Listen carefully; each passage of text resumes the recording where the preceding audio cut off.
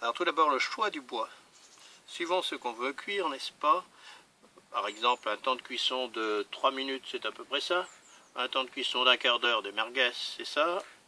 Quelque chose de plus long, du porc, allez, on a presque une demi-heure de braise avec ça. Et puis si on veut faire un bœuf au barbecue, on n'hésite pas.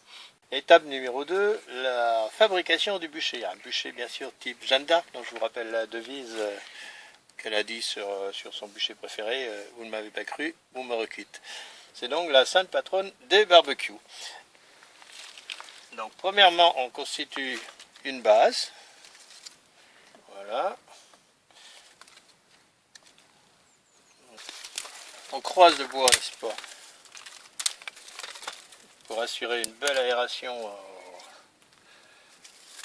Et on a bien sûr laissé une petite place au-dessous pour permettre de passer du papier enflammé pour démarrer le feu.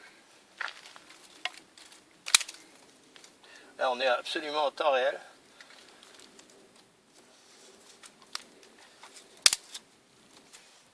Il faut bien sûr penser à prendre des morceaux de bois de taille assez voisine pour éviter que par la suite certains bois ne soient pas brûlés alors que d'autres sont déjà passés en braise et soient déjà passés en cendre.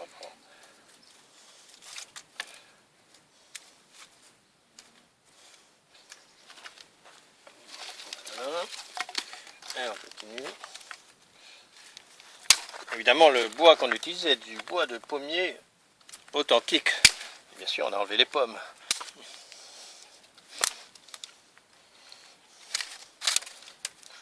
Ça devrait aller pour quelques merguez. Troisième étape, le feu. Il faut penser que avant de lancer le feu, le bois sera en braise dans les 5 minutes qui vont suivre.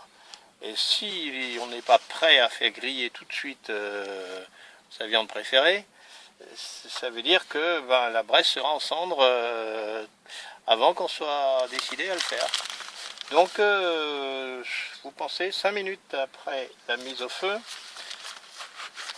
il y a de la braise. Alors allons-y.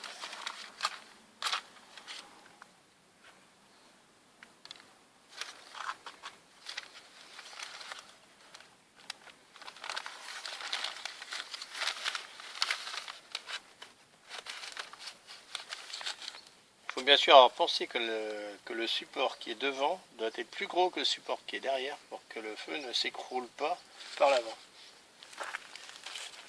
C'est sûr, c'est une grosse cogitation.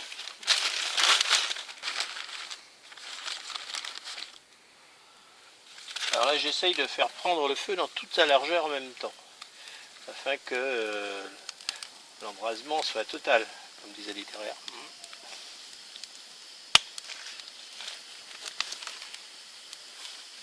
Voilà, c'est parti. Donc dans quelques minutes, ça sera en braise.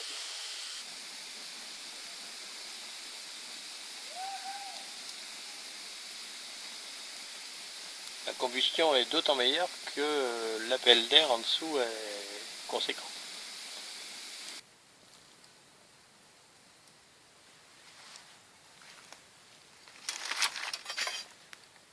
On peut nettoyer la grille comme ça, sur les flammes.